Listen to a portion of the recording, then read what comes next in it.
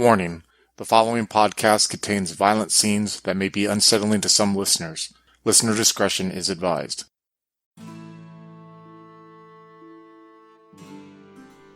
A poor soul of noble origins, a squire tested in battle, a knight-errant forged in Camelot, a man strengthened by love.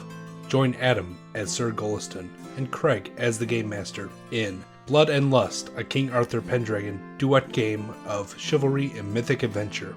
Let us win glory for our king, who will reward us with honors and lands, and the devil take the hindmost. Before we get into this, Adam, would you like to give our listeners a quick tour of your character sheet? Because I don't think we even hit what you ended up on your skills yet. Yeah, okay. So do you want me to just go from personal data, just right down to just the nitty-gritty of all of it? Yeah, just go and kind of summarize it as you go. Sure thing. Okay. So my name, Goliston. I'm 20 years old, born in the year 510. I am my father's fifth son. Fifth son, fourth one to be a knight. Right. I hail from Huntington, and I'm of the Cymric culture. My religion is British Christian. My lord is the most honorable Sir Gregor de Stafford. And my current class is a poor knight squire. Current home, Castle Terrible. French name, not a terrible place. Personality traits. My chaste is 13 and my lustful is 7. My energetic is 14 and my lazy is 6. My forgiving is 12 and my vengeful is 8. My generous is 17 and my selfish is 3. My honest is 16 and my deceitful is 4.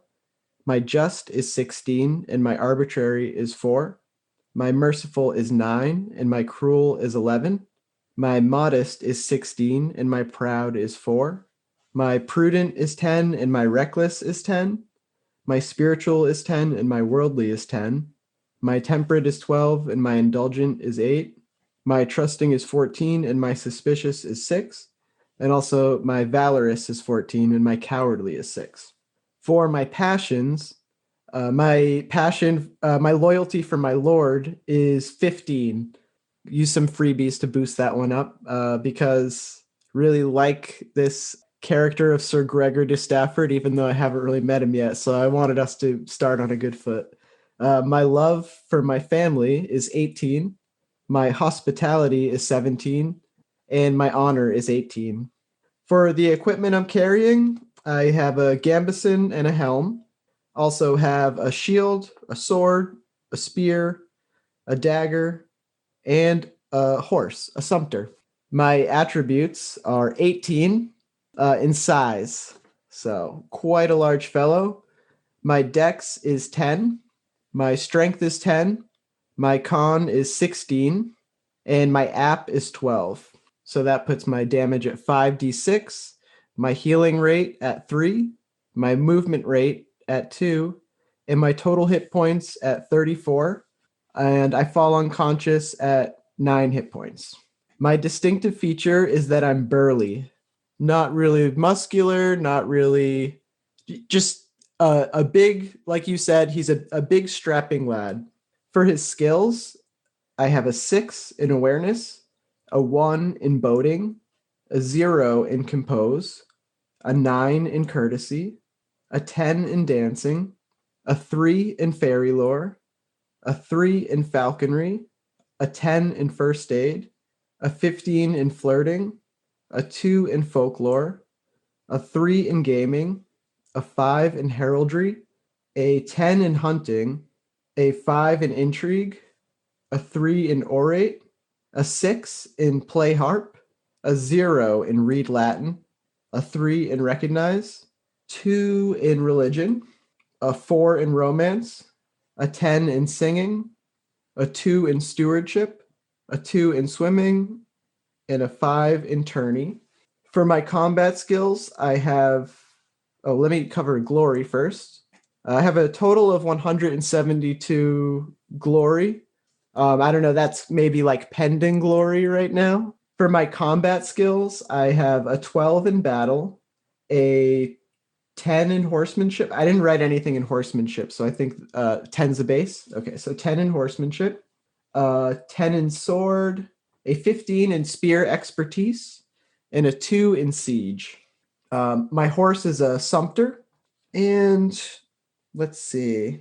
I haven't calculated my glory rewards yet, but for my army, or family army, I should say, there's 3 middle-aged knights, 4 young knights, aka my brothers, 14 other lineage men, and a levy of 54. Some important dates in my history so far. The year 510, I was born. The year 514, started to squire for Gregor. And in the year 530, that's the current year. And I think that covers everything on the sheet so far. All right. Are you ready? Yes. In the year of our Lord, 510, the boy Arthur, long lost son of King Arthur Pendragon, pulled the sword from the stone and united all Britain under his rule. The magnanimous Arthur, with all the kings and military force in Britain, fought against the Saxons, and though there were many more noble than himself, he was 12 times chosen their commander and was often conqueror. Since then, the young king has sought to expand his dominion over the western world and has taken all of Gaul, Germania, and even the internal city of Rome. Now, King Arthur looks to add the Emerald Isle to his collection. It is 530, and all hell is breaking loose on the battlefield of Tara. Story opens, you are in Ireland. As I mentioned, this is the beginning of a campaign to finally pacify some of the remaining holdouts of the realm, or what will be the realm. King Arthur has been conquering for like the last couple decades now, and you, in support of your Lord and Knight, Sir Gregor de Stafford, are lined up on the hills of Tara, which is a small area kind of west of Dublin. And like any summer in Ireland, it is raining. As a young squire of 20, you've been around a little bit now, but what sort of things are you doing to sort of get your knight ready for battle? So probably just being by my lord's side whenever it seems like he needs me, and also trying not to be in his way when it seems like he doesn't. I would just be carrying and maintaining his equipment and just kind of like focusing on Sir Gregor above all else. Kind of just, I guess, doing what he believes he's supposed to, what he believes somebody in his position and in his station is supposed to do. He'd probably be just like maintaining his stuff, taking care of his lord's horse, and just making sure everything is ready. You're probably the senior squire at age 20 at this point, so you are what is considered the body squire, meaning a lot of times you're the one responsible for making sure your knight's harness fits well. Sir Gregor, being a round table knight, has the finest partial plate that you have ever seen and had the chance to handle. You've probably been, you're very familiar with his body, and it's a weird sort of intimate thing that, like, you probably know his body better than, like, any of his lovers, which it's odd to think about now, but, like, you're up there, like, all the time, just kind of, like, making sure things are fitting right and well, because this is literally a matter of life and death for your knight. So you're doing things like you're sharpening his sword on a whetstone. You train with him, make sure he's fresh. You're bringing him water. There's other squires that are kind of worried about his horse. You're basically concentrating on him, and it's looking like things are getting started, ready to go, and the camp is sort of like kind of emerging, and there's talk about forming lines for battle.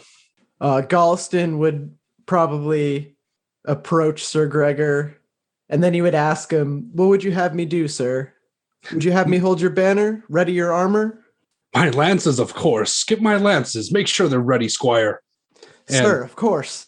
yeah, and he talks to you brashly because like this is like his thing, now. Like he's a seasoned knight. He's getting up there in age. He's approaching 60 at this point, and he's a veteran of a lot of the campaigns in Italy. And this is just one of the latest thing. And you're probably kind of even surprised that a man this old can be in as great of fighting shape as he is. You're looking around, you're seeing colorful banners everywhere. A lot of them are just like a rainbow of colors and shapes and charges. It's kind of hard to kind of keep them all straight, but there is one banner that is like recognizable to even the commonest of peasants, and it is a blue field with 3 crowns stacked on top of it. And you know this to be the official banner of your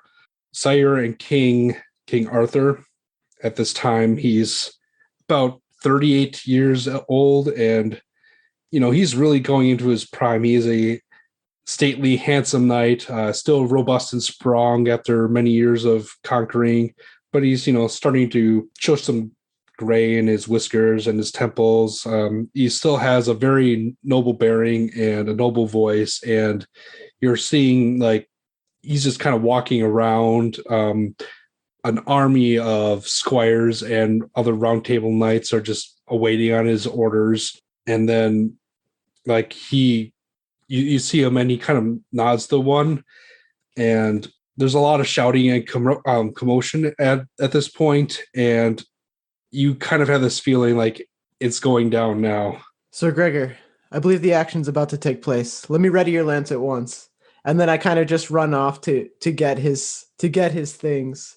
He definitely has been yelled at by his lord many times, but it lights a fire under him every single time. And he admires the man just still pressing on in this way, even despite his age. So he just, but yeah, he's very like loyal to him. So he runs and readies the lance as quickly as he can. So and, kind of looks at the whole entourage of Arthur and his squires in a little bit of awe as he just kind of like sees this. It would be a legendary man to him, right? Because he is a hero at this time. So seeing him would be like quite a moment. The King Arthur, a living legend in his own time. Like his glory right now is they stopped keeping track of it in the book. There's a fun joke about that, but you go into Sir Gregor's pavilion tent. It's white with green striping on because it sounds cool, and you see his little bed pallet that probably one of the other squires had been keeping maintained, and outside of it you see his 3 lances that he would be carrying into a battle this size.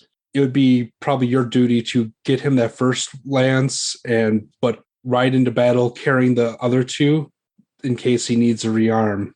So your job in the battle is basically to keep your knight armed at all times. So I'm going to hold his stuff. He's going to be so proud. Yeah, because at this time, honestly, a knight is like a crew-served weapon. You have basically area denial is what you're doing with him. You got this armored guy who's basically going to be able to go down and hold an area and cut down peasants or anyone less well armored than himself. The battle tactics of the day is to charge in with a lance, crash up against the first army that you get, and then fight your way back and do it again. That is the tactic. And as you're collecting the 3 lances that you're going to bring to him, you saw one of his other squires has already got him mounted on a horse and is handing up his helmet. How do you feel about that? Because that's kind of your job. He's like a little bit outraged because he's part of him wants to kind of like rush over and be like, no, what are you doing? Because he knows that he is the best suited for this task. Like you said, he knows his body better than a lot of his lovers, and he doubts that. somebody else can even put the helmet on right. And he's worried that, even just the smallest thing could be a distraction. And he is going to actually kind of like go over and as he's giving the lance to Sir Gregor, he's going to kind of interrupt and adjust to the helmet to make sure it is on right. He doesn't want this thing falling off or coming out of place in the heat of battle. That would be ridiculous. And like you said, he's a little bit kind of like insulted that somebody else would do his most honorable job. So you are a notably modest squire. However, this is a very proud thing for you to be thinking. So I want you to take a check mark and put it in proud, because you're acting kind of like out of character for yourself. True. I didn't even consider that, but yeah, that is definitely a proud. Yeah. Mm-hmm. And what I want you to do is, as we're playing, just keep an eye on your personality traits and have that shape how you're going to feel about it. I'm going no takesies backsies with these actions, though. Oh, absolutely. I wouldn't have it any other way.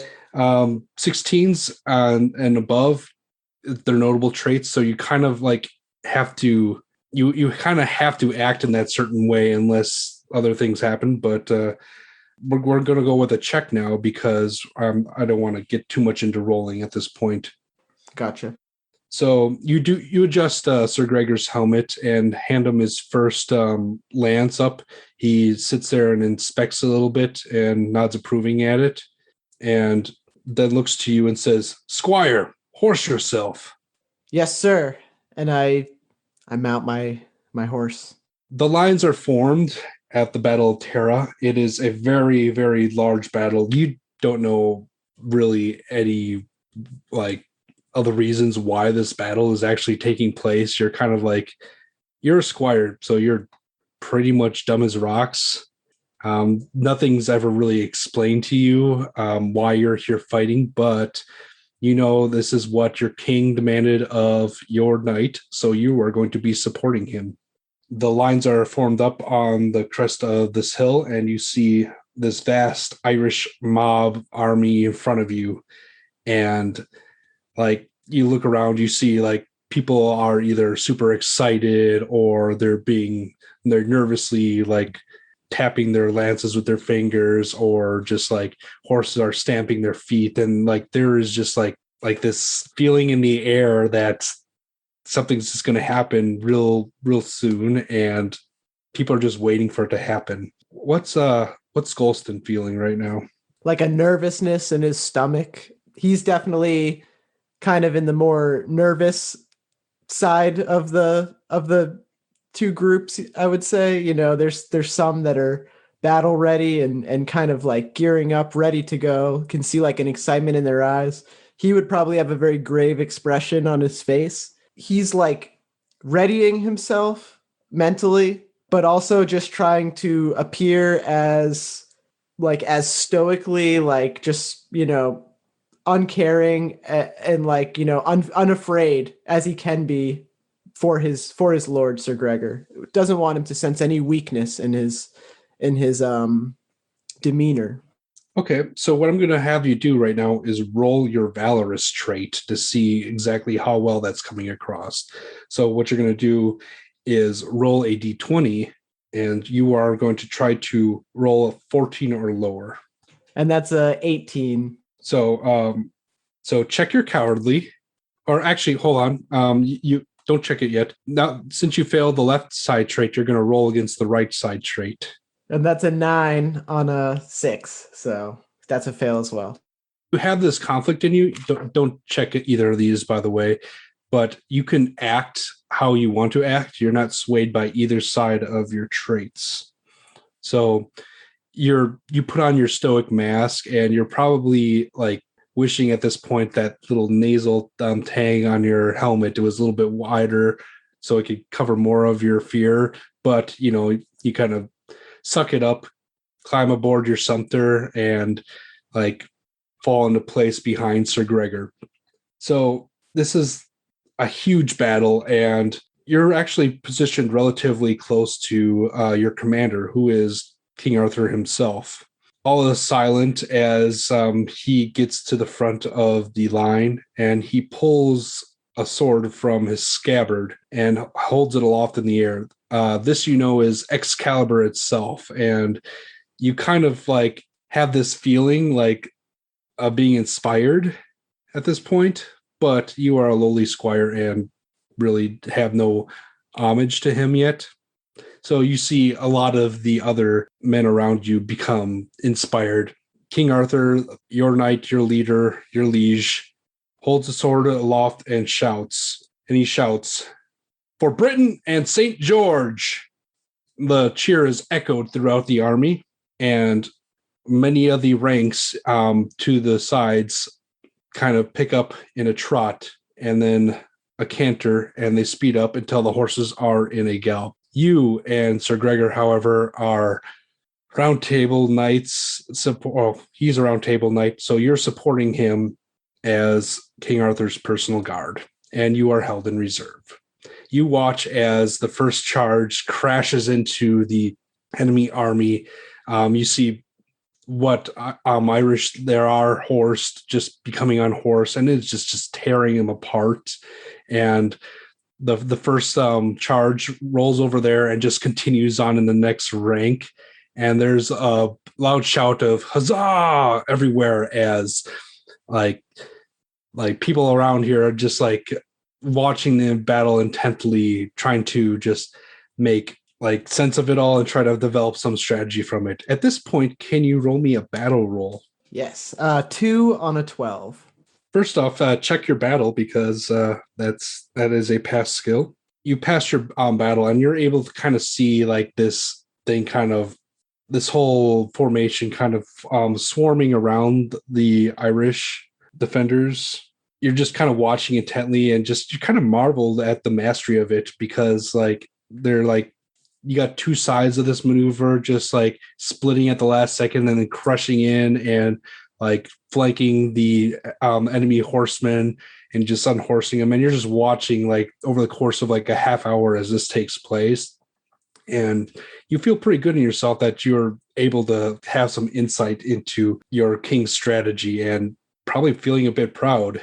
You then notice that there's another line of Irish mounted knights, if they could even be called that, coming up on the right flank of one of your lines. And you're not the only one who noticed. And Arthur himself notices and sheathes his sword, and his squire hands him up a lance, and he says, "Round table knights, men, on me!" And your reserve unit goes forward and is able to crash in. You watch as Sir Gregor joins in the fighting along with them. And can you make me an awareness roll? See if you could keep your eyes on him. So I rolled a 1 on a 6. I'm assuming 1 is good, right? Or no? Oh, I can't hear you. Are you muted? Hello? Okay, you're good. Okay. Yeah, it's a little bit confusing, but 1 is good enough. You keep your eyes on him, check your awareness, by the way, and you're able to keep, you see that he spears his opponent with the lance, and at some point he's going to be wanting a rearm, so he drops the broken lance, pulls out his sword, and kind of over the course of like 20 minutes fights with the sword and kind of waits for King Arthur's banner to head back, and then they kind of pull back and go back on the reserve. You notice that your knight is sweaty and is unarmed, so he reaches out his hand for you. I rearm him, and I give him some water. If he takes his helmet off, and I begin to wipe the sweat from his forehead, I begin to he would do anything, even if it was like massaging his muscles before he goes back out there, whatever was required.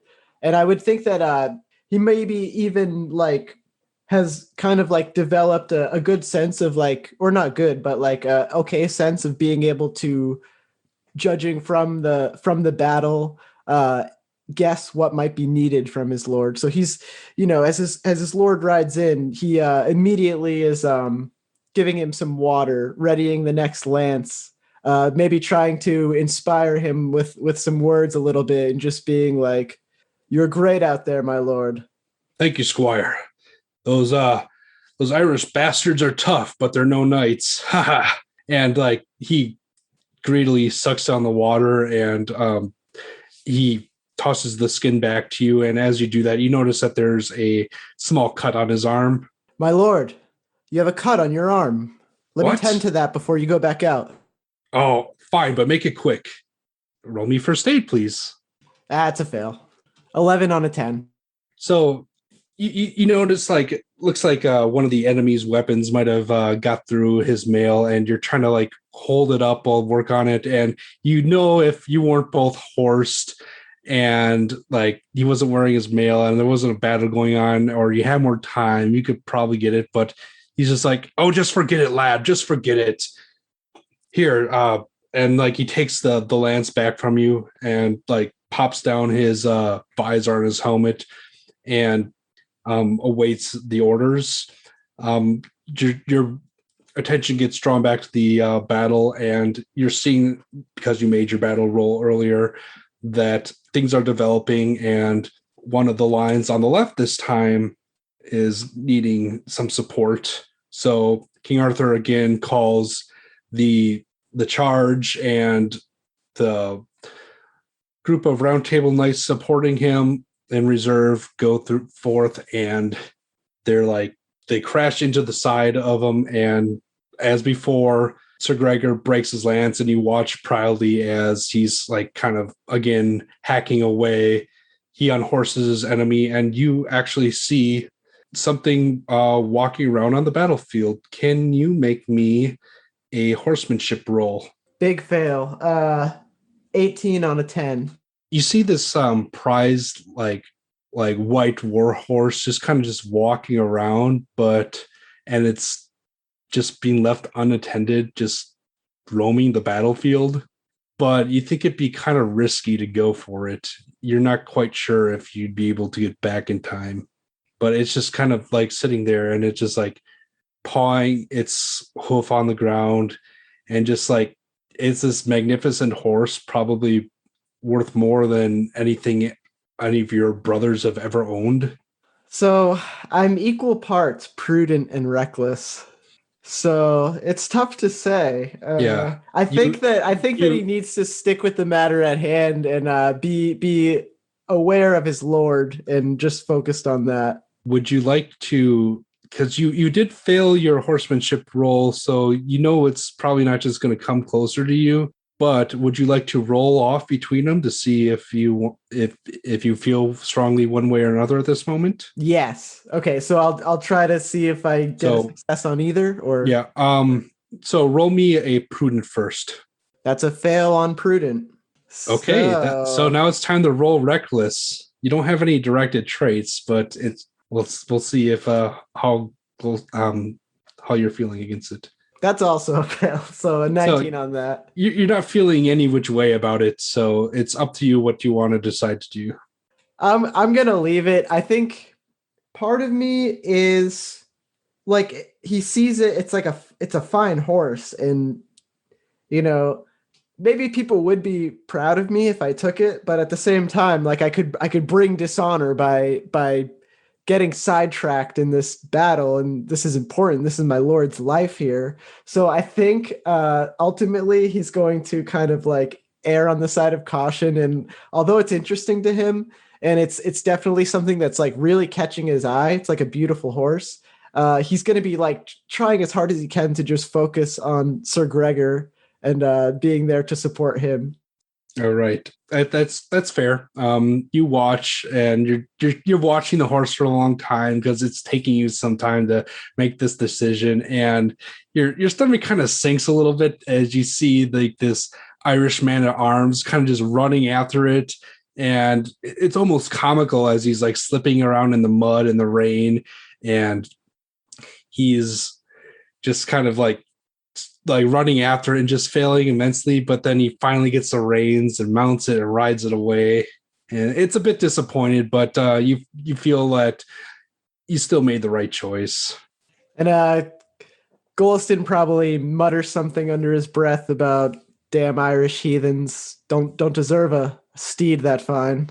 But he'll dismiss it after a while and begin focusing on the battle again. Yeah, you get some commiserating looks and like grumbles from some of the other squires who are kind of left behind as well. Your attention focuses back onto the battle, and can you make me a recognize roll, please? So if I have a 3 and I roll a 3, is that pass or fail? Sorry, I think you might have gotten muted again. Can you hear me now? Yeah. That is actually a critical. So first off, check recognize, and you're looking around trying to refocus and find your knight, but like everyone is kind of covered in rain and mud and gunk at this point and blood. And you see him like victorious as like he's drawing his sword and trying to fight his way back to the line as before, following your King Arthur. And like, he's like, okay, yeah, there he is. I see him, and he's riding back towards you, and like you could just tell that he's super happy with how he's doing, and you're just watching him as he's kind of fighting his way back. And all of a sudden, you see the horse that he's riding on, its leg just buckles, and he is thrown from the horse, and he's rolling around in the mud, and screens of horses coming between you and him, and your sight's obscured, and you no longer see your knight. Okay, I don't know if this would be like breaking form, but I would definitely try to ride out to try to get him. His life is worth way more than mine, and he's my lord. And so I mean, this would be my ass if I don't do something right now. So I think he's just gonna try to like ride out into the action and see if he can get his lord back. So you ride off from the line of squires, and from behind you, you hear, "Where are you going? We're supposed to stay back here," from one of the other squires. Goliston quietly mutters a prayer to himself as he just kicks the horse a little bit harder and ignores those voices behind him. Right now, and normally wouldn't make you roll for this, but you saw how muddy it was. Can you roll me horsemanship again? That is a fail. Yeah, so it is taking you quite some time to like across the battlefield in search of your knight. You're looking all over for him, and like how are you feeling at this point?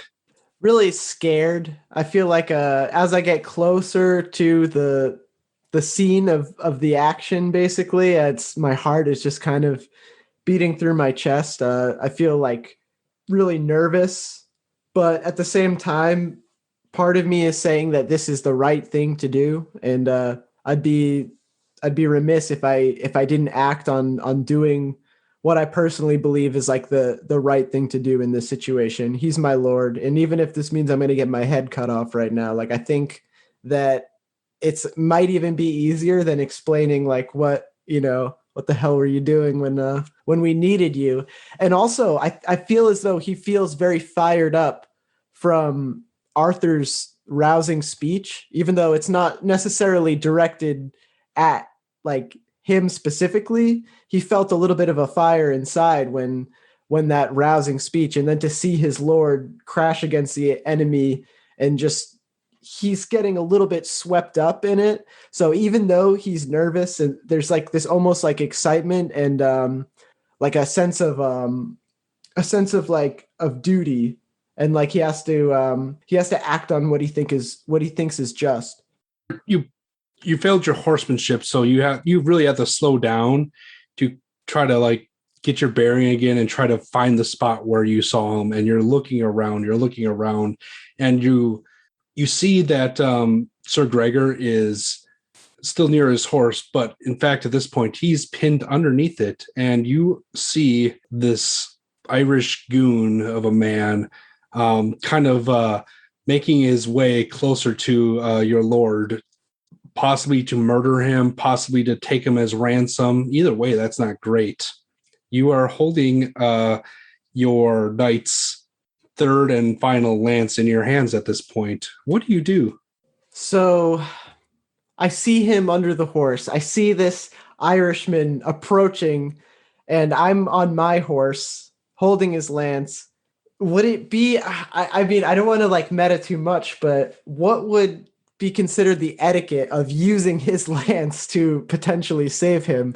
Under any other circumstance, I'm not a knight. I would not use this tool that is not made for me. But at the same time, I think that like certain situations call for like just any kind of action. So unless he can discard it and get his own weapon out, I think he'd probably just try to drive his lord's lance into this Irishman if he could. So are you going to think about it, or are you just going to do it? I'm going to do it. You mentioned you are pretty fired up. Would you like to impassion yourself at this point? Ooh, what's that? So, as we mentioned earlier, passions are what drive and hinder your knight's actions.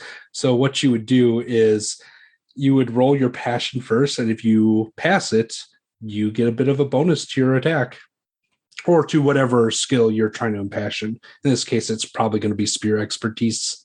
Yeah, I would like to invoke my passion. So would it be like my loyalty to my lord? Because I think that's the one that's driving me the most. Oh, he's right totally now. the one there. So Yeah. You should probably use that one.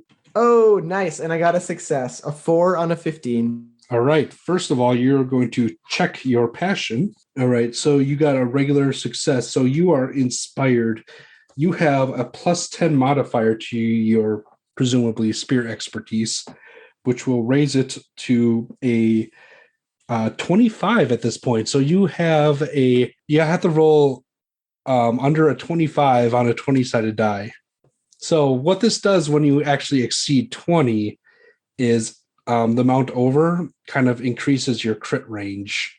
So now you would be critting on a 15 and above. Also, you are on a horse going up against a guy on the ground, and you have a spear. So you'll have an additional +10 because he's just this guy on the ground. So now you would crit on a 5 or above. Okay, so yeah, I'm trying to just ram into him. So would I just roll my spear expertise? Roll a d20. Yep. And that's a 15. All right. I am going to roll his skill. He passes, but he doesn't have a shield. He did not crit. You did crit. So you are going to actually be rolling your damage, but you are going to be rolling horse damage because you are on a horse, and it's going to be doubled. So let's look up Sumters. You're not on really a war horse. You tend to do more damage on horses doing a charge than you would just on the ground. 3d6 is their damage. You actually do more than your horse, which is pretty bad horse, but you did crit. So can you roll me 66? 17. Goliston yells out, "Begone, foe," as he does this. All right. 17. So he did make his skill roll. So you subtract 8 from 17, leaves you a 9-point wound that he takes, which isn't enough quite for a major wound. And your spear, your lance actually snaps. You broke your lance on him. Can you roll me? Actually, no, I will roll for him. He is staggered, but is like still standing for some reason with pieces of his lance sticking up. He kind of like feels it, sees that it kind of went right past his shield into his armor, into his chest, and he's just kind of standing there in disbelief, feeling at the piece inside him as you turn around and wheel around. And like at this point, he's looking pretty mad, and he turns from Sir Gregor and basically runs after you. What are you going to do? I'm going to... So he's running after me. I'm probably going to kind of be like bracing for his attack, I guess. I don't have like another weapon ready. The weapon I was just holding just broke off like into this guy basically, or on this guy. So I think that if he's like kind of coming at me, Stillin's passion for spears and spear-like weapons, and you have another spear. oh, so I do. You have Okay. your own spear. I do have my own spear. Okay. Well, in that case, I'm gonna try to like ready it as quickly as I can, and I'm gonna try to meet his advance with my spear, the way that my culture knows best. All right, so you're still in passion, and it's the same value. Can you roll d20 again? 12 on a 15. 25, 35 because of your bonuses. So yes, you crit again because he's just a guy on foot. And can you roll me 66 force damage? 21. All right, that is enough for a major wound, and you basically charge right into him again, and like you pass your spear right through him as you go past, and you spin around and notice that your spear has broken off like inside of him. You're without a spear, but you have killed this Irish heathen who is trying to murder or ransom your knight, and you wheel around and you see him kind of just like collapse to the ground, fall on his knees, and just slide over. Do you think this is probably like the first time I've ever killed somebody? Is it? It's hard to say. How many battles have I seen, do you think? Like I would say maybe it's not the absolute first time, but probably the like craziest experience he's had in just being like in, like a mortal, like, like his life or my life type thing. Right. You know what I mean? It's never felt like that real. You've never before. been impassioned when you've killed someone before. Exactly. Maybe that's the difference. Yeah, something feels different about this. All right. So you're feeling like your skin's on fire at this point. Your poor Sumter is just like breathing hard, and you realize that you found a break in the battle, and you see your knight still pinned under his horse, and he's just looking at you as like, "About time, Squire, help me." Indeed, sir. And I jump down from my horse and I begin trying to kind of like pull him out from however he's stuck. And my lord, apologies for taking so long. This horse is not as fast as I would have liked. And he's kind of just like, I don't know. He's trying to I guess like mask his fear and like kind of like shock right now by just like almost like small talking as he's like pulling him out of this like heap. And I don't know. He's basically just like trying to get him back on his feet because he feels like once he gets him standing again, like maybe some responsibility will be like off of his shoulders because it's like, Right. And my lord will tell me what to do. You're still coming down from like the adrenaline from being impassioned as well. So like Sir Gregor kind of looks down and you see his beautiful war horse is just ruined. And he's like, this is a real pity. And he kind of bends over and cuts his horse's throat. And the spurt of blood goes out and the horse stops moving. And he looks around and you notice that like some of the battle has pressed forward and you're noticing the Irish lines are breaking and they're in full retreat at this point. And you see him just like searching around and he's starting to unbuckle the saddle from his dead horse.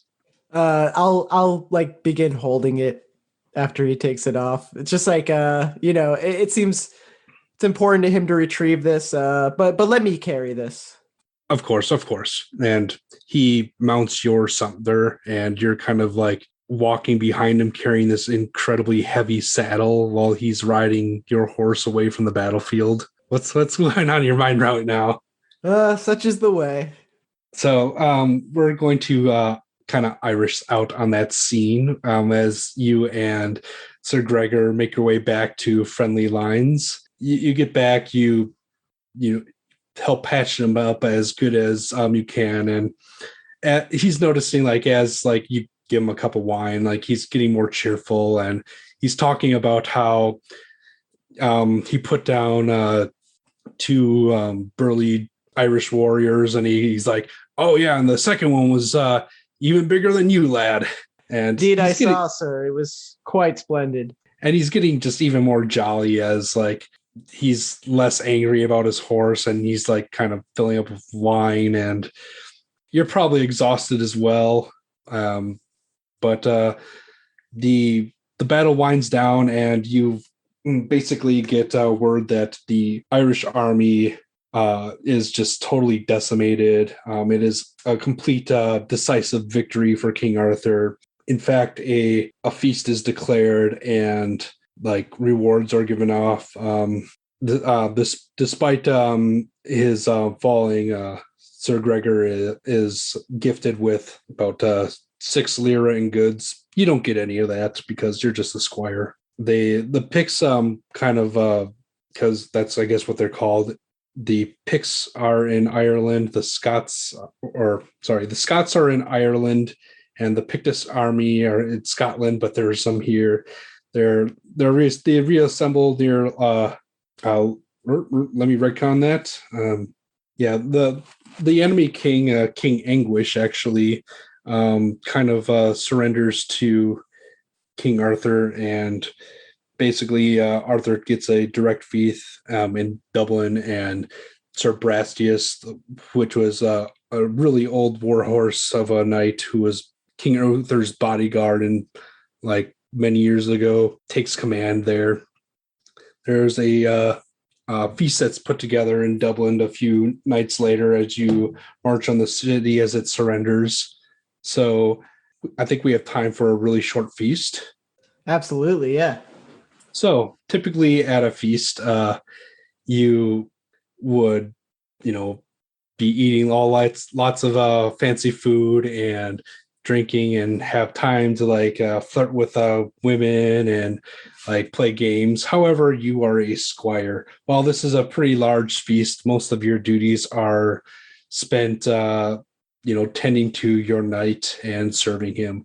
This is not a lowly duty, and as a round table knight, Sir Gregor is actually seated, pretty close to the salt at the main table, and he's chatting with some higher ups, and you're kind of like, fetching him meat and stuff, and like your stomach is kind of grumbling because like you haven't eaten in for like ever, and you're kind of hoping to have something. Yeah, I want one of those turkey legs, and like I see like there's a bunch of dogs running around and stuff, and like even some of those dogs got a couple turkey legs. Yeah, but as the squire, you get the leftovers maybe. Actually, what is Goliston's favorite food?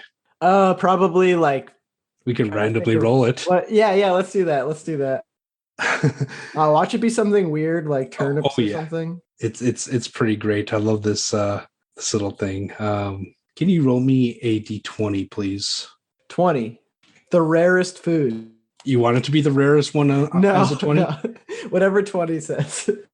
Roll me a d3. 3. You got the weirdest food on this list. Your favorite food, for whatever reason, is whole dry spices to aid in digestion. So oh my God. You are a very poor knight with extremely rich taste. So basically, like you see this wooden pallet of just like ground cinnamon and nutmeg just like passed around, and you're like, oh, just watching it go by.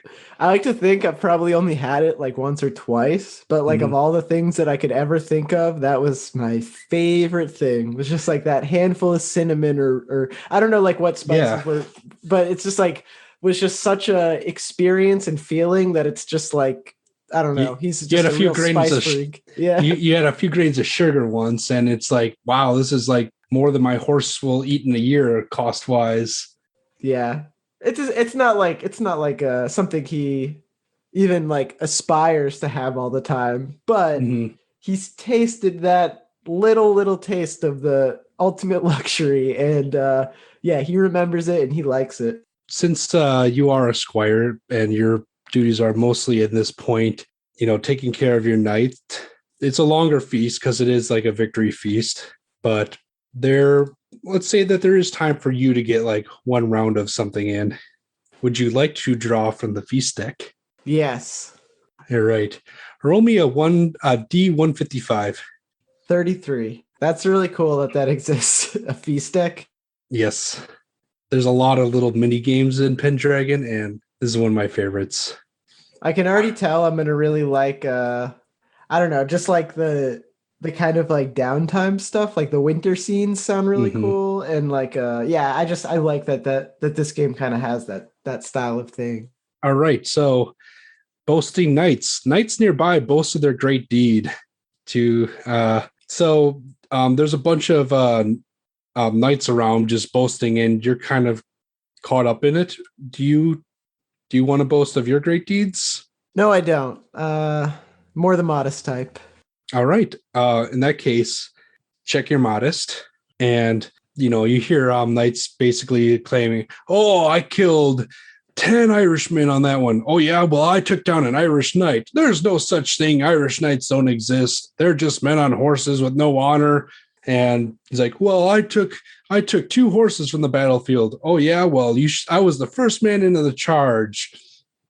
And you're just listening to all these knights kind of boasting about, but you're like, I'm just a squire at this point. And then, like, as you're handing, a trencher full of like steamed eels to your knight, Sir Gregor, he stands up and says, "I was pinned down on the ground, and my squire, with my own lance, charged forth and killed an Irishman and saved me from destruction." And the room kind of gets quiet for a little bit, and King Arthur just nods. Goliston kind of looks down. He's just like, wow. How are you feeling about that? Basically, feeling a little bit of shock to be noticed by the great King Arthur, and to even just be acknowledged by his lord is that alone would have been just an amazing feeling.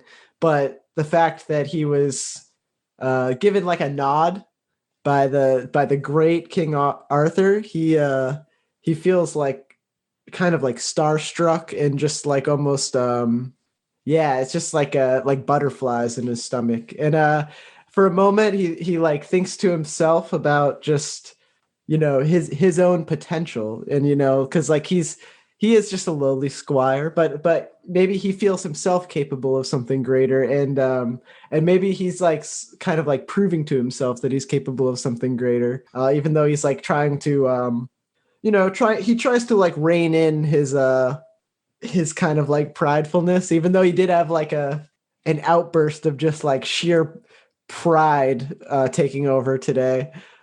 He's like, it's like, since he does have that kind of like higher modesty, he's trying to stay like grounded. Tempered. And yeah, stay exactly. Yeah. Yeah, so you're looking around, and like everyone's, for like the briefest moments, everyone's eyes were on you, even the king. And you notice that Sir Gregor's kind of into his cups at this point, but the feeling behind it was true. And you're getting some looks and some nods, and like you see a young serving wench just kind of like grinning at you, and she smiles, and then like you kind of smile back, and then she opens her mouth and you notice she's missing quite a few teeth, and you're like, oh, okay. So I think that's where we're going to iris out on the inaugural adventure of Squire Goliston in the year 530. Thank you, everyone, for listening in. I like knights. Do you like knights too? If so, check out our Scion, Temptation, and 13th Age games for more chivalric role-playing.